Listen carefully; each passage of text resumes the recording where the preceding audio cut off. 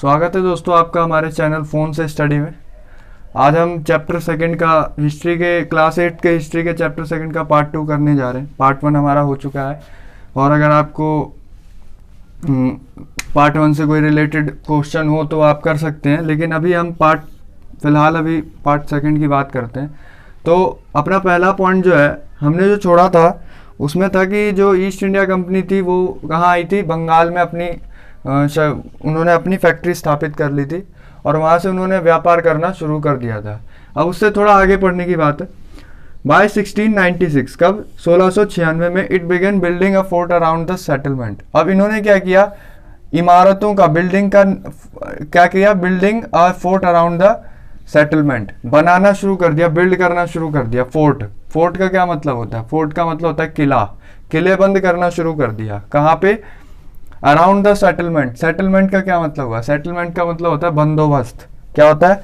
बंदोबस्त। जहाँ पर वो अपनी व्यापारिक गतिविधियां कर रहे थे ना, वो उन जगहों पर उन्होंने किलेबंदी करना शुरू कर दिया अंग्रेजों ने। 2 years लेटर, 2 साल बाद, 2 years later it bribed Mughal officials into giving the company zamindari rights over 3 villages. अब इन्होंने क्या किया, ब्राइब करना शुरू कर दिया। ब्राइब का क्या मतलब होता है? ब्राइब का मतलब होता है रिश्वत देना। क्या होता है? रिश्वत देना। तो इन्होंने किसको रिश्वत दी? मुगल ऑफिशियल्स को। मुगल ऑफिशियल्स मतलब जो मुगल साम्राज्य था उसमें जो ऑफिशियल्स थे, यानी कि जो अधिकारी काम करते थे, उनको ना इन्होंने अब थोड़ा रिश्वत देना शुरू किया, रिश्वत दिया। इनटू गिविंग द कंपनी जमींदारी, इन्होंने क्या किया, जमींदारी राइट्स ओवर 3 विलेजेस। इन्होंने जैसे मान लो कोई मुगल सम्राट था उस टाइम, वैसे उनका नाम था अलीवर्दी खां, ऐसे कुछ नाम था। तो उनको इन्होंने क्या किया, उनके जो सेनापति थे उनको क्या दिया, ये ब्राइब किया, रिश्वत दिया। और उससे क्या हुआ, into giving the company zamindari rights over 3 villages. उन्होंने कहा कि हम आपको अपने 3 गांवों की, 3 विलेजेस, 3 गांवों की जमींदारी राइट्स दे रहे हैं। जमींदारी मतलब जमींदारी करने का अधिकार दे रहे हैं। कितने गांवों पर? 3 गांवों पर। और ये एक तरह से क्या था, ब्राइब था, रिश्वत था। किनके लिए? मुगल ऑफिशियल्स के लिए। अब आगे बढ़ते हैं। It also persuaded the Mughal emperor Aurangzeb to issue a फरमान ग्रांटिंग। अब जैसे जैसे उनका व्यापार बढ़ना शुरू हुआ, उन्होंने अपने आप को अच्छे ढंग से इधर स्थापित कर लिया। कहाँ पे? बंगाल में। अब वहां से वो थोड़ा और इंक्रीज होने लग गए, उनका विस्तार होने लग गया। इट ऑल्सो परस्यूडेड, परस्यूडेड का मतलब हो गया राजी। It also persuaded the Mughal emperor. जो मुगल एम्परर थे, कौन थे मुगल एम्परर? मुगल एम्परर मतलब मुगल सम्राट। मुगल सम्राट कौन? Aurangzeb. Aurangzeb to issue a फरमान। फरमान का क्या मतलब होता है? फरमान का मतलब होता है रॉयल ऑर्डर। एक शाही बोलते हैं ना, शाही आदेश, वो होता है फरमान। फरमान जारी करना, वो चीज। उन्होंने एक फरमान जारी किया। किसने? औरंगजेब ने। किसने? उस टाइम जो मुगल सम्राट थे कौन थे? औरंगजेब थे। उन्होंने एक फरमान जारी किया, ग्रांटिंग द कंपनी। उन्होंने गारंटी दी किसको? कंपनी को, ईस्ट इंडिया कंपनी को। द राइट मतलब अधिकार दिया। To trade, the right to trade duty free, मतलब बिना किसी कर के, कर रहित, बिना किसी कर के वो अपना व्यापार कर सकते हैं। वहां पे, कहां पे? यहां पर जहां पर उन्होंने अपनी कंपनी बसाई थी, जहां पर उन्होंने अपनी फैक्ट्री लगाई थी। ठीक है, अब आगे बढ़ते हैं। अपना जो नेक्स्ट हेडिंग है वो है how trade led to battles. जैसे जो व्यापार था वो कैसे युद्ध में बदल गया, युद्ध की ओर ले गया। लेड का मतलब होता है लेड का मतलब होता है नेतृत्व करना, वैसे लीडिंग करना। लेकिन जो व्यापार था वो धीरे धीरे बैटल में कैसे चेंज हो गया, युद्ध में। पहले तो व्यापार था लेकिन बाद में बैटल्स शुरू होने लगे। आगे बढ़ते हैं। Through the early 18th century, जो 18वीं शताब्दी थी, शुरुआती दशक, जो 18वीं शताब्दी के शुरुआती दशक थे, the early 18th century of the conflict between the company. Conflict का मतलब होता है संघर्ष। क्या होता है? संघर्ष। Between the company and the nawabs. अब क्या था, आपको पता होना चाहिए कि जो मुगल साम्राज्य था वो 1707 तक आते, कब? 1707 तक। 1707 में जो थे वो औरंगजेब की मृत्यु हो गई थी। कब? औरंगजेब की मृत्यु कब हुई थी? 1707 में। और उसके बाद जो था मुगल साम्राज्य वो थोड़ा कमज़ोर होता गया। कमज़ोर होने की वजह थी कि जो शासक थे वो उतने मजबूत नहीं थे जितने पहले थे, जैसे अकबर थे, हुमायूं थे, वैसे नहीं थे, जहांगीर थे, वैसे नहीं थे।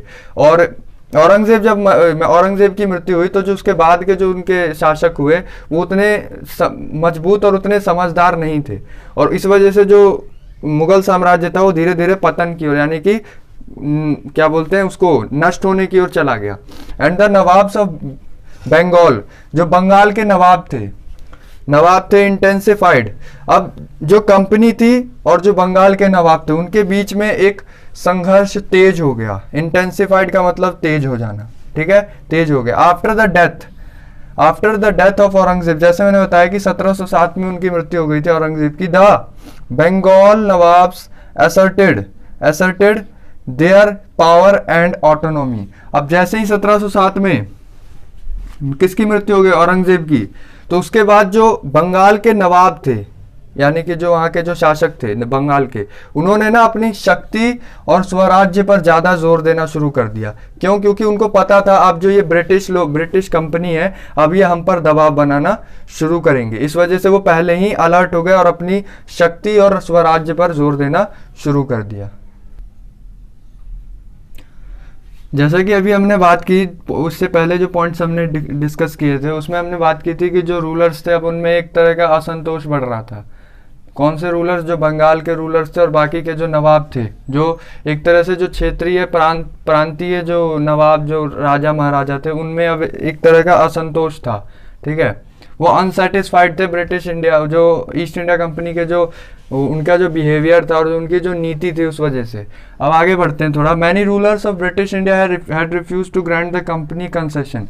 अब जो कई राजा थे, रूलर्स मतलब शासक थे, वो क्या करते हैं, और ब्रिटिश इंडिया, जो ब्रिटिश इंडिया के कई जो राजा थे, राजा महाराजा, मैंने जो बात की, नवाब, हैड रिफ्यूज का मतलब क्या हुआ, मना करना, मना किया टू ग्रांट मतलब क्या बोलते हैं, ग्रांट मतलब क्या होता है, ग्रांट का मतलब होता है आदेश देने से। द कंपनी कंसेशंस, अब उन्होंने मना किया, refuse to grant the company concessions. अब जो उनको कंसेशन मिले हुए थे, कंसेशन का मतलब हो गया रियायतें, क्या हो गया, रियायतें, जो कंपनियों को थोड़ी रियायतें मिली थी व्यापार करने की, अब उस पर उन्होंने पाबंदियां लगाना, उनको लगा कि अब पाबंदियां लगाने की जरूरत है, नहीं तो ये निरंकुश होते चले जाएंगे। Demanded large tributes, the company concessions demanded large tributes, और जो साथ में वो लार्ज मतलब बहुत बड़े ट्रिब्यूट्स की मांग करते थे। डिमांड का मतलब होता है मांग करना, डिमांडेड लार्ज ट्रिब्यूट्स मतलब सम्मान की मांग करते थे कि हम यहाँ व्यापार कर रहे हैं, हम इतने लोगों को रोजगार दे रहे हैं, तो हमें भी कुछ उसके बदले मिलना चाहिए। कौन कहता था? ये ईस्ट इंडिया कंपनी के व्यापारी, जो वहाँ के लोकल व्यापारी थे, वो कहते थे। For the company's right to trade denied it any right to mint coins. अब जैसे उनको ये लगा कि यार नहीं, अब जरूरत है इनको थोड़ा पाबंदियां लगाने की। For the company's right to trade, जो कंपनी को जो राइट मिला था ट्रेड करने का, व्यापार का अधिकार जो मिला था,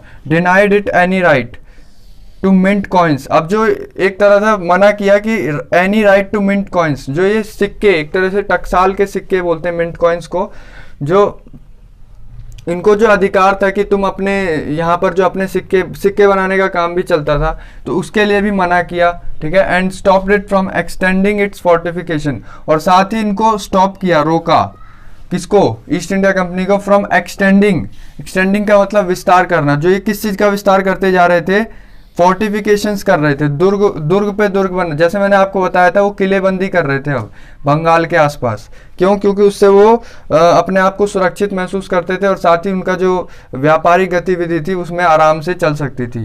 तो इस प्रक्रिया को, फोर्टिफिकेशन को उन्होंने क्या किया, रोकने का प्रयास किया। अब आगे बढ़ते हैं। एक्यूजिंग द कंपनी ऑफ डकैत, अब साथ में जो वो जो रूलर्स थे, जो स्टेट रूलर्स थे उस टाइम में, वो क्या कह रहे थे, वो आरोप लगा रहे थे, एक्यूज कर रहे थे। एक्यूज का मतलब होता है आरोप लगाना। द कंपनी पे ऑफ डकैत, उन्होंने कहा कि ये जो कंपनी है ना, ये छल कर रही है। छल मतलब धोखा दे रही है, किसे? हमें हम महाराज, मतलब जो हम नवाब हैं यहाँ के, तो हमें, जो हम यहाँ के शासक हैं, हमें ये क्या कर रही है, छल दे रही है। छल का मतलब धोखा दे रही है। They claimed that the company was depriving the Bengal government of huge amounts of revenue. अब उन्होंने क्लेम किया। क्लेम का मतलब होता है आरोप लगाना। आरोप लगाया दैट द कंपनी, जो ईस्ट इंडिया कंपनी है वो क्या कर रही है, डिप्राइव कर रही है। डिप्राइव का मतलब होता है वंचित करना किसी भी काम से। अब जैसे वंचित करने का मतलब अगर आपको समझना है तो जैसे किसी बच्चे को स्कूल नहीं जाने दिया जाता, पढ़ने के अधिकार से डिप्राइव कर दिया जाता है, तो वो होता है उसको अपने जो शिक्षा का अधिकार है उससे वंचित किया जा रहा है, ठीक है, तो वो नहीं होना चाहिए। The company was depriving the Bengal government. अब जो कंपनी थी, जो ईस्ट इंडिया कंपनी थी, वो बंगाल गवर्नमेंट को, जो बंगाल की जो उस टाइम में लोकल जो सरकार थी उसको क्या कर रही थी, डिप्राइव कर रही थी of huge amounts of revenue, जो उनको एक बहुत बड़ी मात्रा में ह्यूज अमाउंट्स ऑफ रेवेन्यू आ रहा था। रेवेन्यू का क्या मतलब होता है, इनकम आना, जो सरकार की इनकम होती है, जो गवर्नमेंट की एक तरह से राजस्व जिसे हम कहते हैं राजस्व, वो आना बंद कर दिया था, एक तरह से बहुत कम कर दिया था। किसने, कंपनी ने, ईस्ट इंडिया कंपनी ने। तो ये भी उन्होंने आरोप लगाया किस पे, कंपनी पे। And undermining the authority of the nawab, और साथ में उन्होंने ये भी कहा कि ये जो कंपनी है ये हमारे जो अथॉरिटी है, जो हमारी यहाँ की लोकल अथॉरिटी है, गवर्नमेंट अथॉरिटी है, उसकी क्या कर रही है, अंडरमाइनिंग कर रही है। अंडरमाइनिंग का मतलब क्या होता है, अनदेखी करना, अनदेखी कर रही है ऑफ द नवाब, वहाँ की जो लोकल गवर्नमेंट है उसकी जो अथॉरिटी है उसकी अंडरमाइनिंग कर रही है। अब ये जितने भी संघर्ष चल रहे हैं, हम ये जितना पढ़ रहे हैं, क्या है, संघर्ष है किसके बीच में, जो लोकल नवाब है और साथ में जो कंपनी है उनके बीच में। तो अब धीरे धीरे देखो इसका क्या सोल्यूशन निकलता है। द कन्फ्लिक्ट्स, अब ये जो संघर्ष है, कन्फ्लिक्ट्स का मतलब होता है संघर्ष, लेड टू कन्फ्रंटेशन। अब इस संघर्ष के चलते अब ये जो दोनों थे, कंपनी और जो रूलर्स थे, वो आमने सामने आ गए, कन्फ्रंटेशन हो गए। कन्फ्रंटेशन का मतलब आमने सामने आ गए। एंड फाइनली कल्मिनेटेड का मतलब होता है एक तरह से उसका एक सॉल्यूशन निकला, निष्कर्ष निकलना, समापन हुआ। Finally culminated in the famous battle of Plassey. और इसी तरीके से ये संघर्ष चलते लास्ट में एक सॉल्यूशन निकला, और वो सॉल्यूशन क्या था, बैटल ऑफ प्लासी का युद्ध हुआ, ठीक है। और अब इस युद्ध के बारे में हम आगे डिस्कस करते हैं। चलिए दोस्तों, अब नेक्स्ट पॉइंट की बात करते हैं। अपना जो नेक्स्ट पॉइंट है वो क्या है, द बैटल ऑफ प्लासी। क्या है, द बैटल ऑफ प्लासी, मतलब जो प्लासी का युद्ध था, अब वो युद्ध का जो वक्त था, वो समय था, वो आ चुका था। अब उसके बारे में थोड़ा पढ़ लेते हैं। When Alivardi Khan died in 1756, जो बंगाल का नवाब था पहले, अलीवर्दी खान, 1756 में उसकी मृत्यु हो गई। कब, 1756 में। Sirajuddaulah became the nawab of Bengal, और उसके मृत्यु के बाद जो दूसरा जो नया जो नवाब था वो कौन बना, सिराजुद्दौला।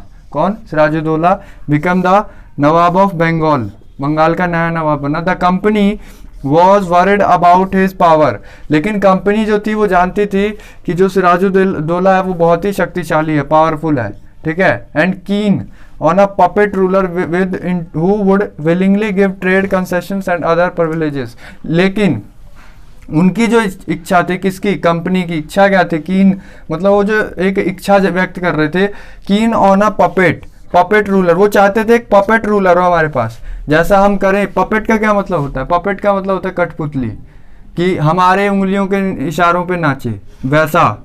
लेकिन वो जो सिराजुद्दौला था वो पावरफुल था, बहुत ही बुद्धिमान शक्तिशाली राजा था, शासक था, इस वजह से वो उनके बहकावे में नहीं आया, पपेट रूलर नहीं था।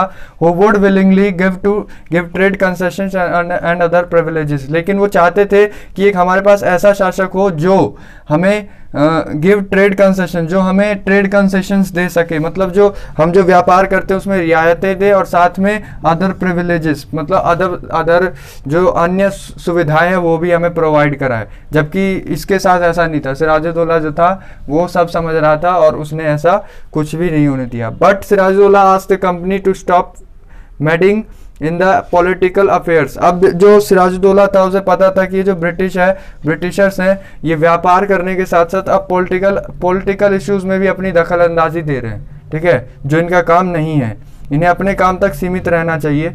लेकिन वो ऐसा नहीं कर रहे थे, वो पॉलिटिक्स में भी घुस रहे थे। कौन, ब्रिटिशर्स, और इसीलिए वो इन्हें मना कर रहे थे। कौन, सिराजुद्दौला जो उस टाइम बंगाल के शासक थे। Asked the company to stop meddling in the political affairs, उन्होंने मना किया कि हमारे यहाँ की जो बंगाल की जो पॉलिटिकल अफेयर्स है उसमें क्या बोले, हस्तक्षेप, उसमें वो करें, हस्तक्षेप ना करें, बाहर से उसमें कुछ ना करें। ऑफ हिज डोमिनेशन, जो उनका डोमिनेशन है, मतलब जो बंगाल में जो उनके शासक की डोमिनेशन का मतलब होता है एक तरह से प्रभुत्व। क्या होता है, प्रभुत्व कह सकते हो या वर्चस्व कह सकते हो। अगर और आसान भाषा में सोचना चाहो तो दबदबा, जिसे हम दबदबा कहते हैं ना, उसको कहते हैं डोमिनेशन, डोमिनेट करना कहीं पे भी, तो वो था। ऑफिस डोमिनेशन, स्टॉप फोर्टिफिकेशन, और साथ में उन्होंने कहा कि ये जो किलेबंदी की जो प्रक्रिया है ना, इसको भी रोको तुम। कौन? ब्रिटिशर्स को कहा कि तुम ये जो दुर्ग पे दुर्ग बनाते जा रहे हो व्यापार को और एक तरह से अपने ऑफिशियल्स को रखने के लिए, वो अब बंद करो, अब मत बनाओ। एंड पे द रेवेन्यूज, और अपने जो रेवेन्यूज है, मतलब जो गवर्नमेंट को जो तुम टैक्स देते हो उसको पे करो, तुम्हारे टैक्स भी नहीं आते हैं टाइम पे। तो उन्होंने ये भी कहा, किसने? सिराजुद्दौला ने। इससे ब्रिटिशर्स थे। अब आगे बढ़ते हैं। But all this was not accepted by the Britishers, लेकिन जो ब्रिटिशर्स थे उनको पता था कि अगर हमने इन सबको एक्सेप्ट कर लिया तो जो हमारा प्रॉफिट है वो सब डूब जाएगा, और इसीलिए उन्होंने इसको एक्सेप्ट नहीं किया। क्या किया? नहीं किया इन सब चीज़ों को। जैसे उन्होंने कहा था कि stop meddling in the political affairs, domination, fortification बंद करो, पे द रेवेन्यू, रेवेन्यू को पे करो, लेकिन उन्होंने कुछ ऐसा नहीं किया। Not accepted by the Britishers, कुछ एक्सेप्ट नहीं हुआ। और इसी तरीके से लास्ट में जाके जो सिराजुद्दौला थे उन्होंने वहाँ के जो लोकल जो वो थे, कौन? ऑफिशियल्स थे, ब्रिटिशर्स ऑफिशियल्स, उनको वहाँ से निकालना शुरू कर दिया और खदेड़ना शुरू कर दिया। और ये बात जब वहाँ मद्रास में पता चली, कहाँ पे? मद्रास में। मद्रास उस टाइम, जो आज का जो हम चेन्नई तमिलनाडु कहते हैं ना, उस टाइम में उसको क्या कहते थे? मद्रास कहते थे। तो वहाँ का एक वो था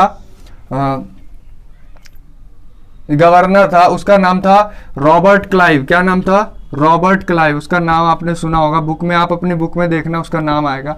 रॉबर्ट क्लाइव नाम था। वो अपने सैन्य बल के साथ आया, कहाँ पे? बंगाल में। और यहाँ पर आके उसने किसके खिलाफ? सिराजुद्दौला के खिलाफ युद्ध शुरू कर दिया, जिसे हम पहला स्वतंत्रता संग्राम या फिर पहली लड़ाई कह सकते हैं अपने आज़ादी की, जिसे क्या कहा जाता है? The battle of Plassey. और ये हुआ कब था? ये हुआ था 1757 में, 1757 में। तो ये थी पूरी कहानी बैटल ऑफ प्लासी की। आपको समझ में आया होगा। और इसी के साथ ये जो अपना पार्ट सेकंड ये भी फिनिश होता है। अगर आपको समझ में आया हो तो प्लीज़ ये हमारे वीडियोस को लाइक करें, शेयर करें ज़्यादा से ज़्यादा।